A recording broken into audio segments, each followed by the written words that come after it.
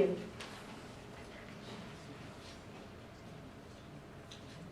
So, good evening, and welcome to Medication, Meditation, and Management, or MAGIC. My name is Kimberly Knox, and I have Bipolar 1. I've had it for a long time. I'm also the creator of a new application program called Mood Watch, and I'd like to share the strategy that I promote through the use of the app, although the strategy applies whether you use the app or not. This is the trick.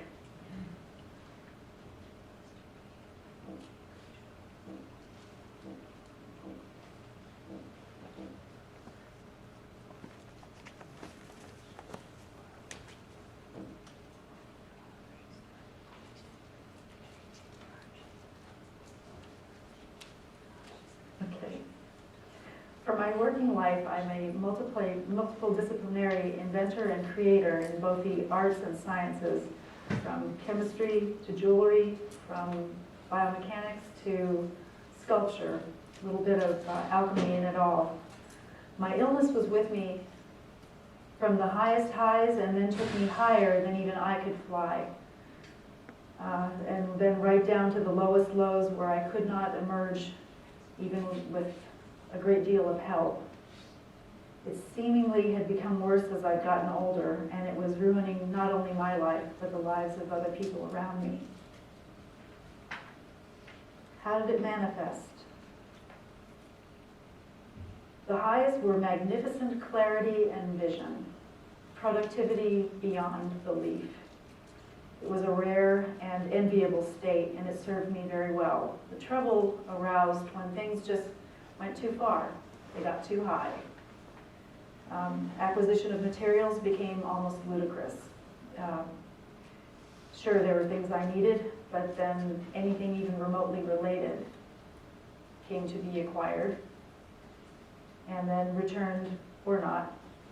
The number of projects, while always abundant, became outrageous.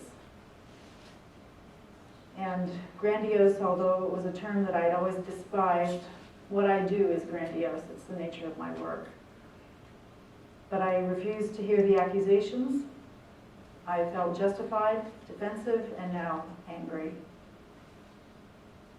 I became reclusive and moody, and I began to be plagued by anxiety, crippling anxiety. I was unable to drive and sometimes had difficulty walking.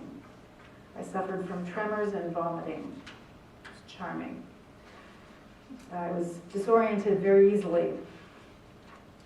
This is the dark side of bipolar.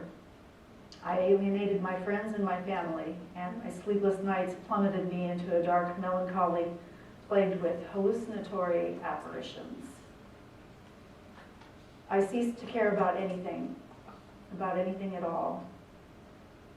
I don't remember much else now. And so it was that not long ago, still unable to sleep, I was pondering the feeble meaning of life in an art room in a psychiatric hospital. Again. Crazy, right? You bet. And at the time, nothing weighed heavier on my mind than figuring out what I could do about the condition once and for all. The security guard had escorted me to the art room. The room was large and dark, and he turned on a very small light for me, about the equivalent of a candle. I was alone. The room was warm and quiet, and I walked noiselessly around. I had a notebook with me, and I placed it on the table as I began to look through piles of unorganized supplies. I found a box of colored pencils. And thankfully they were sharp. I selected a red, blue, yellow, green, and black. And I looked at the notebook, and in an epiphanal moment, I knew that my life was about to change. And I began to think.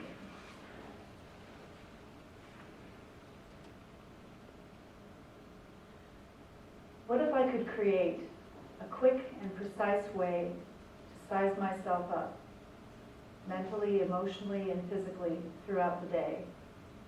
And what if I could create reminders throughout the day to take my medications and supplements? And what if I could accurately chart all of this information, including how I was feeling, sleeping, meditating, for my personal reflection, or to share with my physician or therapist? This might help me start to pull my life together. And that's how this all started. Wanting to take my life back,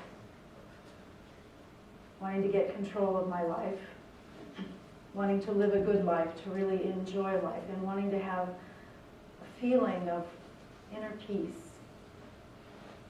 And I'll share more about that when I come to management or magic.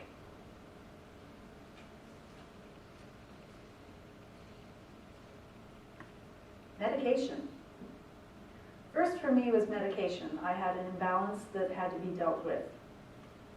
But medication can be such a hassle because it's so difficult to determine what works in combination with what, for whom. And it took me decades of fussing around with cocktails to figure out something that actually did work. And everyone's different. It's a team effort with your doctor, whatever ails you. The second part of medication is adherence, or how well you stick to your program. Did you remember to take it? Did you take it at all? For something so seemingly simple, evidence suggests that people are non-adherent at least 50% of the time. That's half the time. So the other half, you are either over-medicated or you're under-medicated.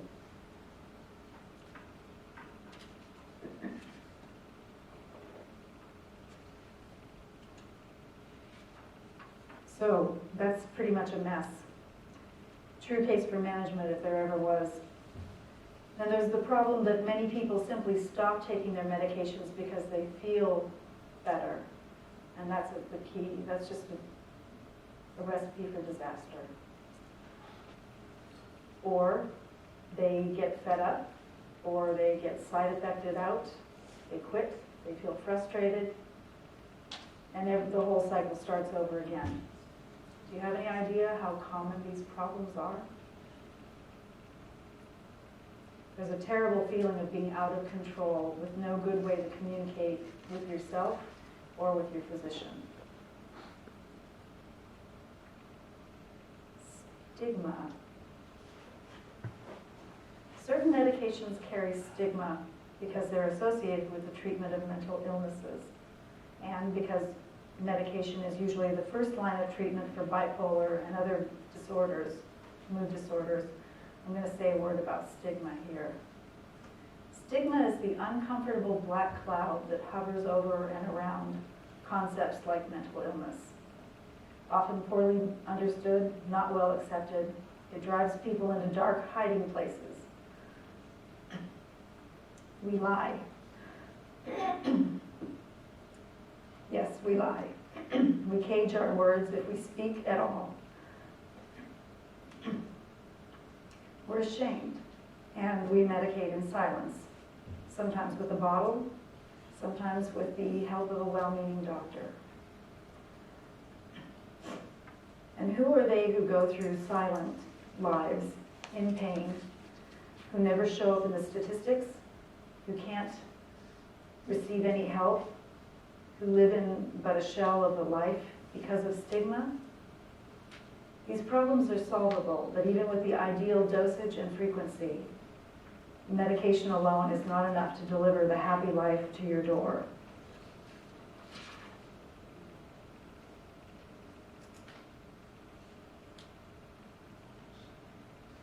Hey, this one's a little close for me. This is my grandmother. I thought my grandmother was a sweet little old lady.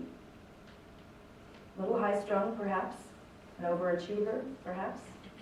But what I learned was was that she secretly took a respectable daily dose of an anti-anxiety drug, an antidepressant, and a heavy antipsychotic.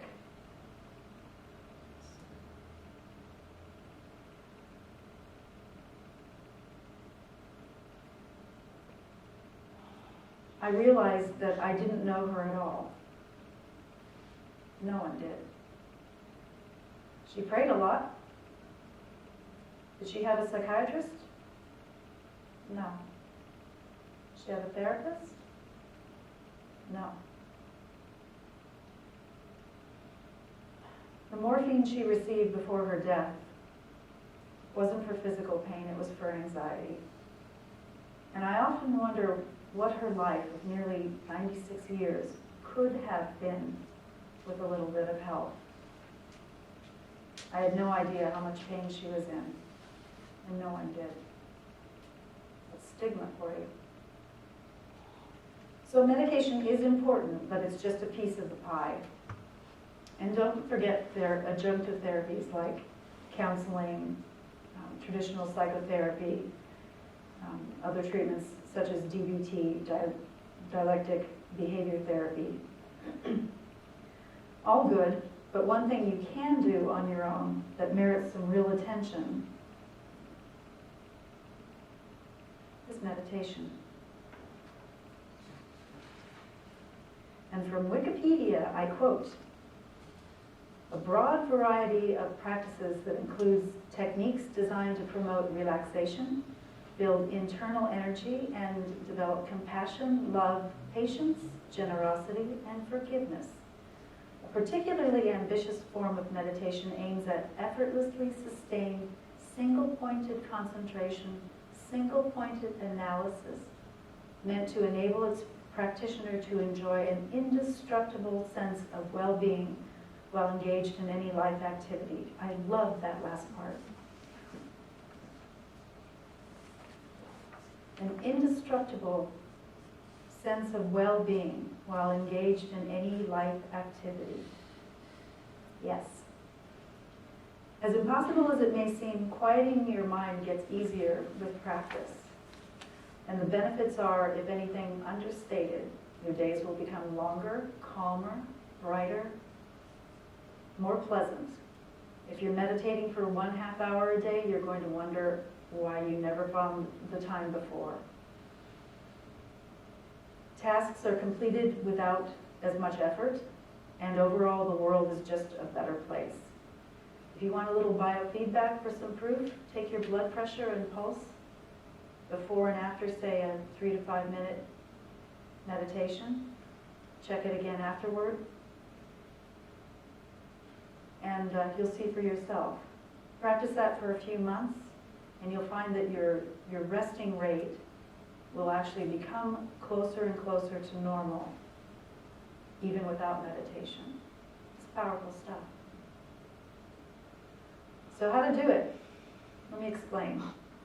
This will take about 3 minutes. At home, you'd start somewhere quiet, but for now, if you close your eyes, if you will, or not, taking in a deep breath through your nose. Let your mind settle into that breath, and exhale even more slowly, keeping your mind with your breath. Let the thoughts come and let them gently go. Just stay focused on your breath. Inhale and exhale even slower. Notice that it requires no effort on your part to supply your body with air. Breathe in slowly. Breathe out even more slowly. So it's not so much as you are breathing, but you are being breathed. Breathe in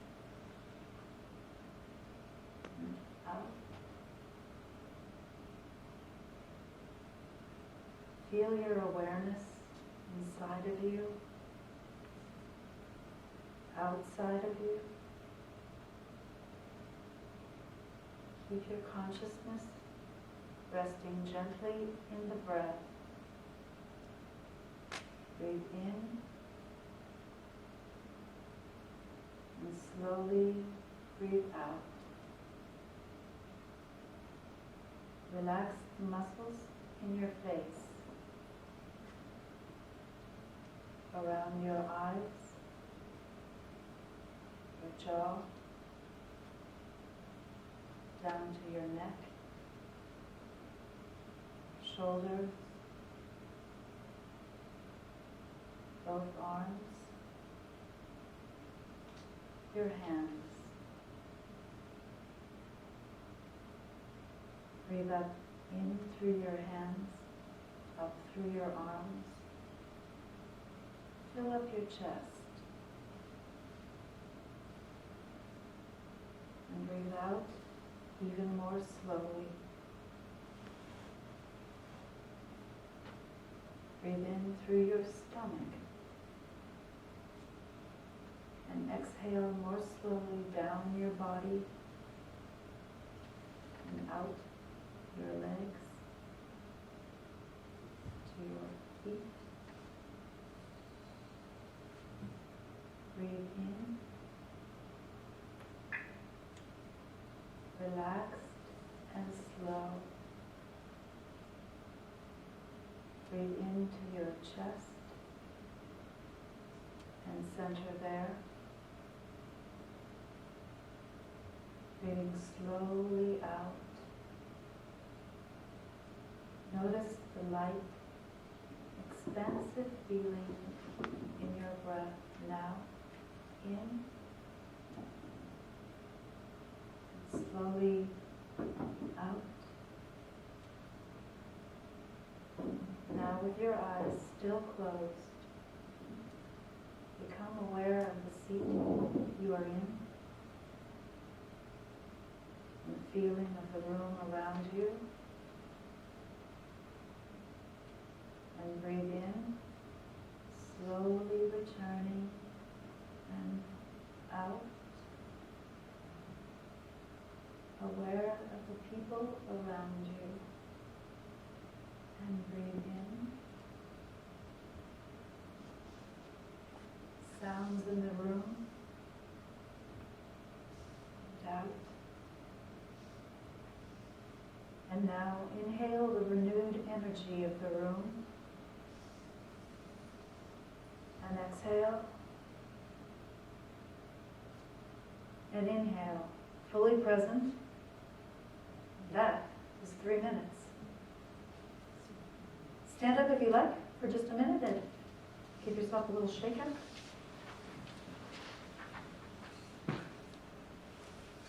Feel better? Feeling superhuman? Practice. Meditation is great. It's a whole life process. Another way of meditating is a mindfulness exercise called walking meditation. This is actually great. It sounds crazy. It's essentially meditating while you're doing something. Mindfulness is awareness, but both broader and more focused. Awareness internally as well as externally. It's kind of all plugged in together. It's awareness of everything that you do. And here's the way I learned it. Baby steps, literally. Left foot, right foot. Left foot, right foot. One in front of the other. Like the breathing, be fully aware of everything about your feet. The surface they contact, being in the shoes that they're in. Just walking and focusing on your left foot and your right foot. You let thoughts come into and go out of your head. You can notice what's around you so you don't bump into anything, but you need to keep your consciousness in your feet. And it's an amazing thing, doing this, how your mind will want to wander. Just pull it back in. All you're supposed to do is left foot, right foot. Mind wants to wander, pull it back in. Eventually you can take more normal steps, normal spacing. Try that for a few days and see if you can keep your consciousness in your feet. You can still interact with things around you, but keep your consciousness in your feet. It's an incredible grounding experience, and the discipline will kind of surprise you. Once you get that under your belt, go to other areas of your body, say your hands, picking up a glass, internal, external. You're paying attention, your awareness is around everything about that, holding the glass. What does it feel like? The pressure that your fingers have on the glass? How does it feel to pick it up? The gravity, to put it down carefully? It's a mindfulness exercise. Eventually in mindfulness you'll want to expand this to everything you do. Dialing the phone, driving your car, signing your name. That's a real meditation. Relaxing exercises.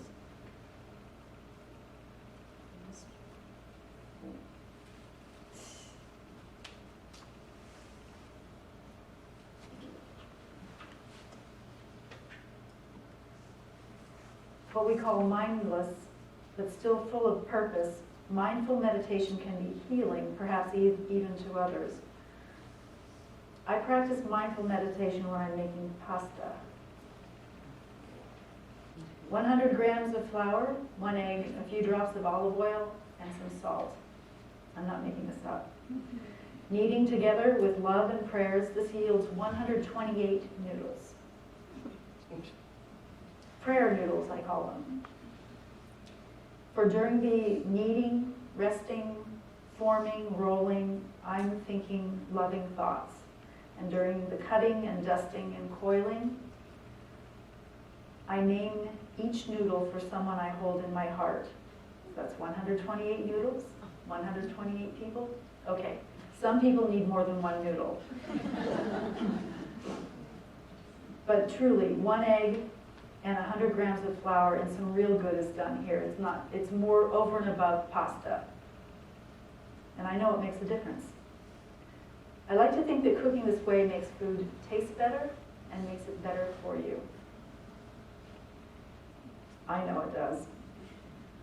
Turn mere labors into labors of love. Tasks that take necessary time become so much more meaningful when they're practiced with this kind of attitude. Okay, and I'm going to go into one more type of mindful meditative activity that's perhaps the easiest of all, and this is a labor of love. Your passion. Could be a hobby, a vocation. It's the kind of activity you look forward to losing yourself into. It can be real work, but when you're in it, the rest of the world just fades away. For my husband, it's flying. For me, I just took up beekeeping.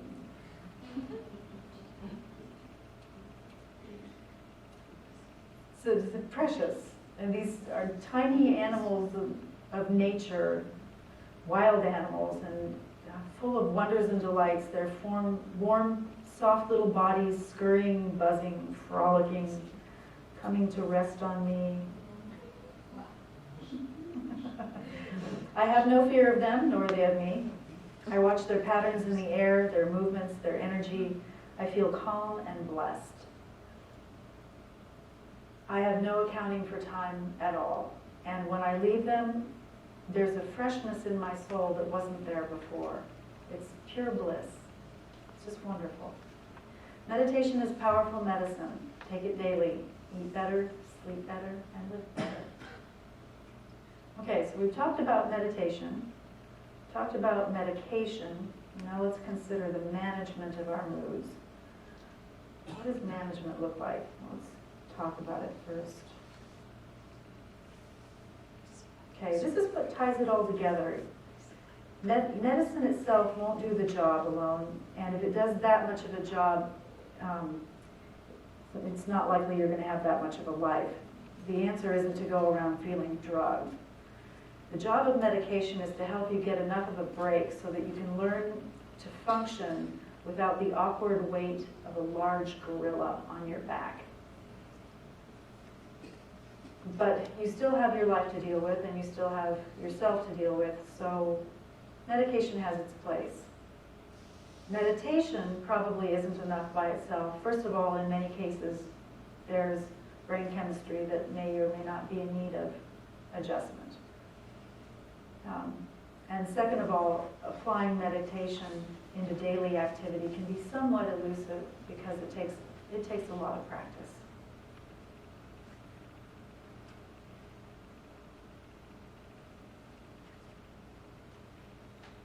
Management incorporates both medication supplementation and meditation, and it puts a healthy lifestyle in reach. To manage, you need to track your moods and their components, and you've really got to get a system for peace of mind, and you've got to track your medications and supplements. There's no way around that. Real management takes it all in, blending, observing, anchoring, and gently focusing on it all, a little bit each day. That's management, and when it's done right, it's downright magic. Now, truth is, you don't need my app to do this. It's entirely possible to do this on paper, which is how I started until I created the app purely for convenience. Remember when I told you I was in the hospital at 4 in the morning? I had a spiral-bound notebook. This is it. That's my record. Many, many pages.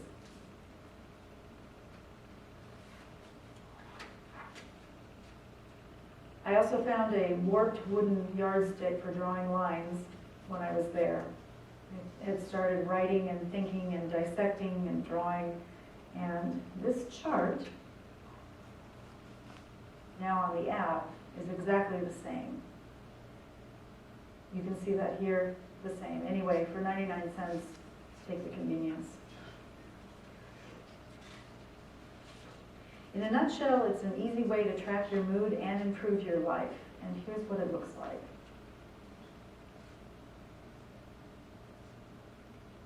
Okay, when you start, the question is, overall, how are you feeling today? You have excellent, great, good, fair. You want to watch out for warning signs like not so good or terrible. Those will end up as colored dots on your report at the end of the day. These are things to pay attention to. You also keep track of your sleep, number of hours, and the quality. There's no penalty for too many or too few hours, but the quality is critical, and we all know that. Poor and fair are indicators, and these two will show up on the daily report. From here, you'll have a little biofeedback exercise, and one that's well worth doing. Your mind has more to do with your body than we often think. And you'll see the proof here. Any blood pressure monitor will do. The one I like is, I've got a little wrist monitor. It's small, it's handy, it's like 16 bucks. And if you're consistent in the way you use it, it's accurate. Just strap it on and record your pulse and pressure. Remember, be consistent. You got to keep the monitor at heart level, and if you're sitting at a table, that's no problem. No singing, no dancing, no laughing, no talking. Just uncross your legs, just sit there and get the numbers. You record the numbers and then set to meditating for about 3 to 5 minutes, just like we did. And longer if you can, but this will do the job. You should feel relaxed and refreshed, and practice will make you better. Then you take your pressure and pulse again and record the numbers and notice the difference, and there will be a difference. From here, we're looking at the evaluation. What's your level of anxiety? It takes just a second to log in your responses on the number scale. On anxiety, this is an easy one. You either have it or you don't. So 0 is the measure where you really want to keep track of things. Anything up higher, you have anxiety.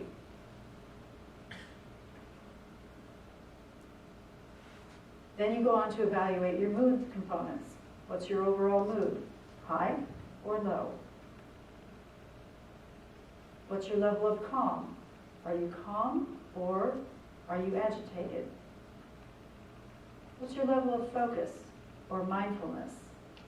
High or low? And what's your level of energy? That's physical and emotional. These are recorded each morning, noon, and evening. And all of these components can be customized to fit you personally. For example, if you tap on energy and change that to, say, exercise, you can do that if you want, if that's an area that you'd rather monitor. You can also change the secondary monitor, the centered, heightened, or lessened. You can change that, customize it for yourself. There's a lot of flexibility. Once you've rated your mood components, there's a space morning, noon, and evening to make important notes on how you feel or how your day is going. These turn out to be invaluable later on down the line when you're looking at your chart to help remind you of what was going on. The medication and supplement section is like a bouquet of forget-me-nots, organized, clear, and easy to assemble.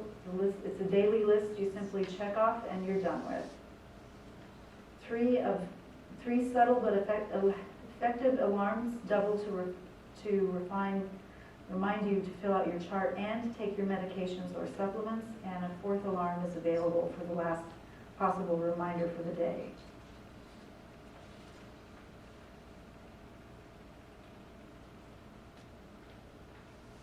Once you've put in the details, then comes the payoff. Through Mood Watch, you create a chart of your own moods over time. What you see are 5 strings of dots. In the picture here, some of the dots are merged because they're in the same line. But this is the picture of your mood. And the next screen says it all. This is the week report. It includes your mood chart, also sleep, blood pressure, meditation, your meds, and your notes. And when seen all together, this can be amazingly insightful. For example, you may discover that you need more sleep or less sleep. Did you forget your medication, or are you taking too much? And what happens when you try meditating? What it all comes down to is that when you have this information, you're in control. You can see when things are going up, you can see when they're going down. And now you have the tools to do something about it. You're empowered to be able to make choices you may never have even known you have. You can take action. Myself and many others have found Mood Watch to be a life-changing tool, and in fact it makes management much more like magic. You can see over time what's working for you and what's not. Mental health is for everyone, and you can have a better life. Thank you.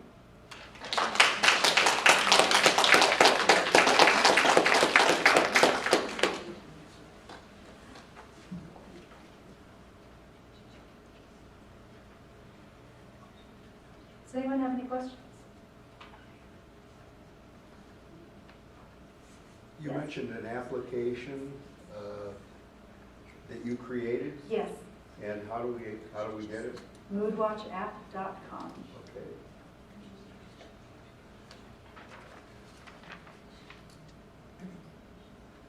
It's available in the App Store for iPhone and in Google Play Store for Android. Have you ever been tempted to manipulate it or lie to the app? Have I ever been tempted to manipulate or lie to the app? No. It wouldn't serve me. It just wouldn't serve me. I'm not doing it for anyone. No one looks at it unless I want to show. The last chart that I showed up there, you can print that out full size. So if you want to show it to, say, your doctor, your therapist, you can do that. But otherwise, there's no benefit. This is all for you. It's all about you. That make sense? Yes? I don't have a question, but I just want to say thank you so much, because this helped me in so many ways you can't even believe. I was already diagnosed with disorders when I was 6 years old, where I had to, I measured my shoes, how far apart they were. They had to be 2 inches or I'd start crying. And then different things like that. And as I got older, I went into the clinical depression mode. And before it was called bipolar, it was manic depressive and major depression. But it was very, very difficult to keep to where people didn't notice it. And now, I take Seroquel at night and trazodone to sleep. But if I don't take it, yes, I can stay up and come up with all kinds of stuff, which I did to get a high credit scoring for the low pain, things like that. But then I also know it's not good for me. I need a certain amount of hours of sleep and food and vitamins. And so, but thank you so much. I thought you were great. Thank you. Yes?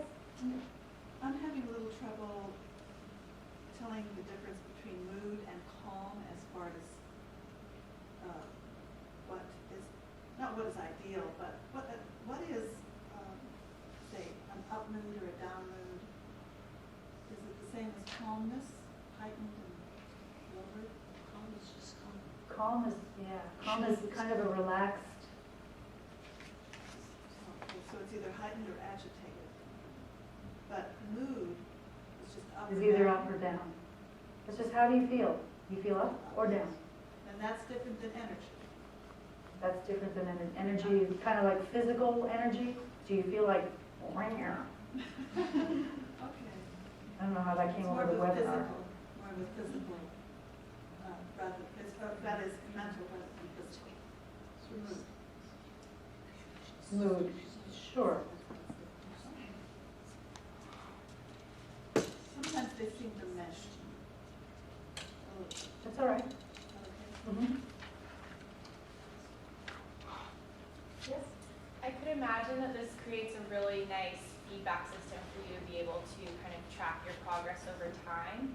Could you maybe talk about an example when you saw yourself going up high or going up low, and then were you able to use that information to take action?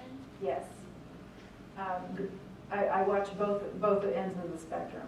Going up high, I pay special attention to, because getting up too high, I know how, it's like Icarus going too close to the sun, It's just not a good place to go. So I start looking at, how am I taking care of myself?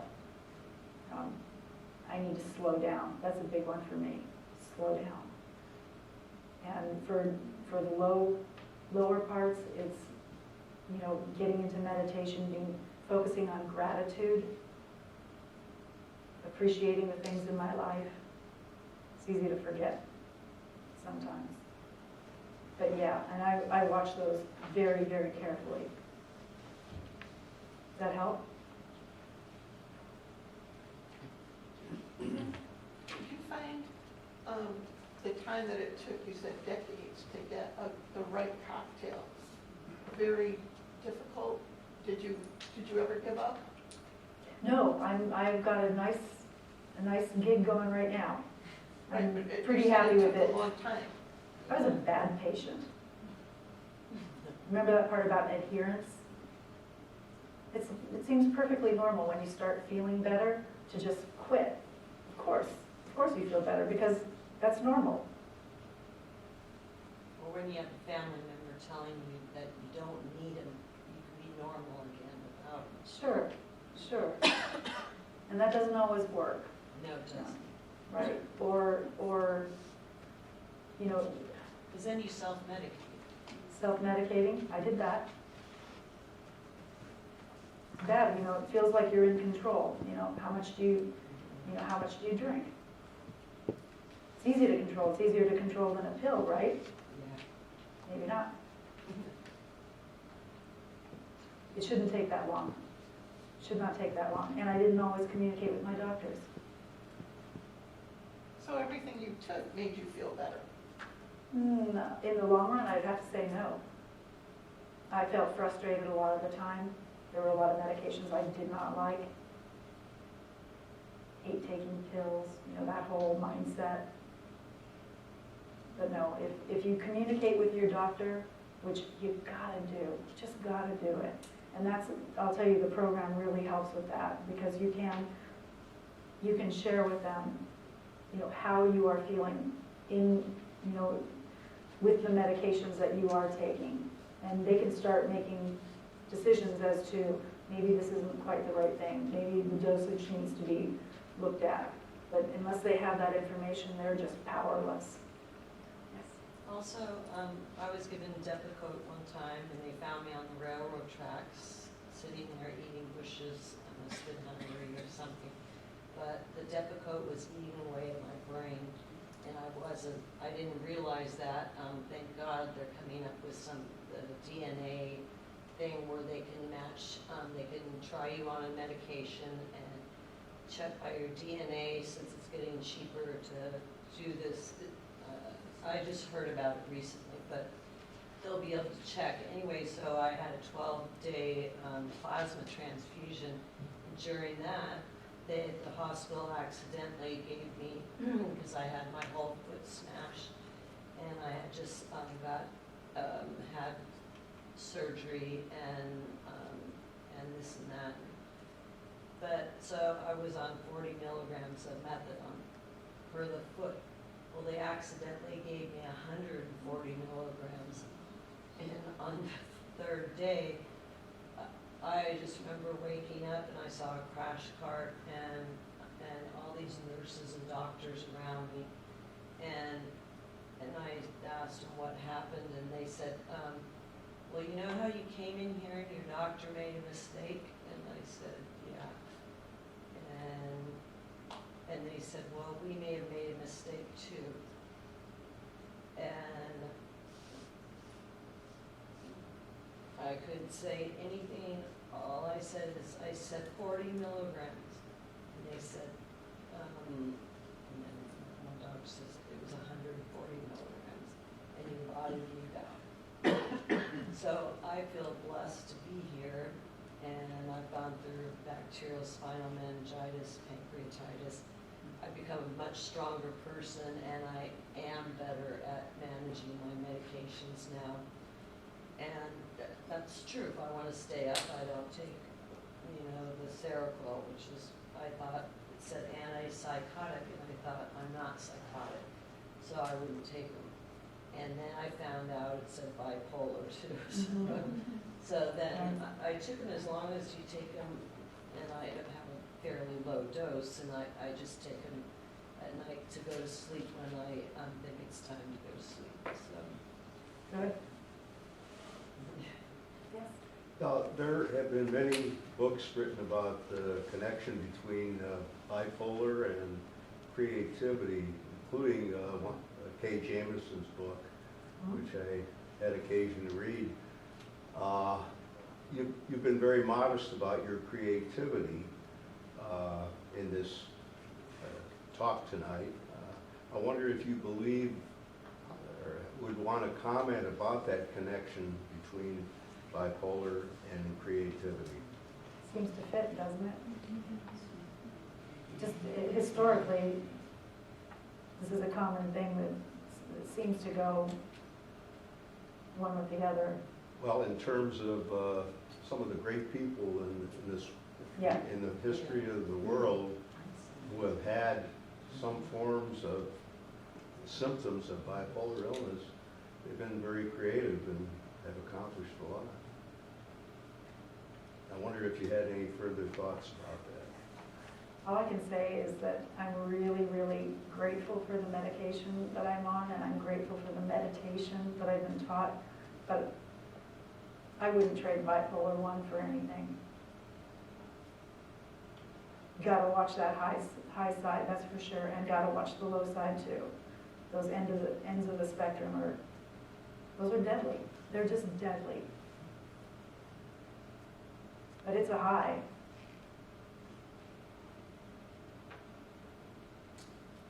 Does that answer it? Pretty much, yes. Okay.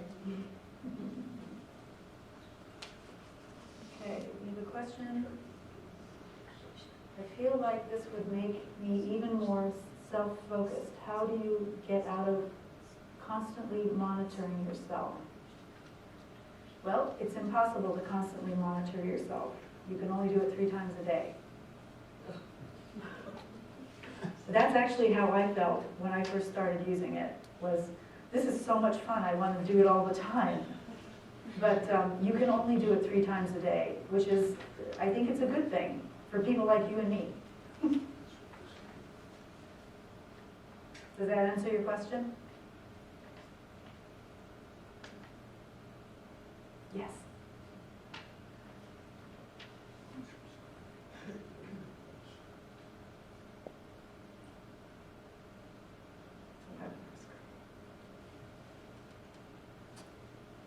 Any other questions?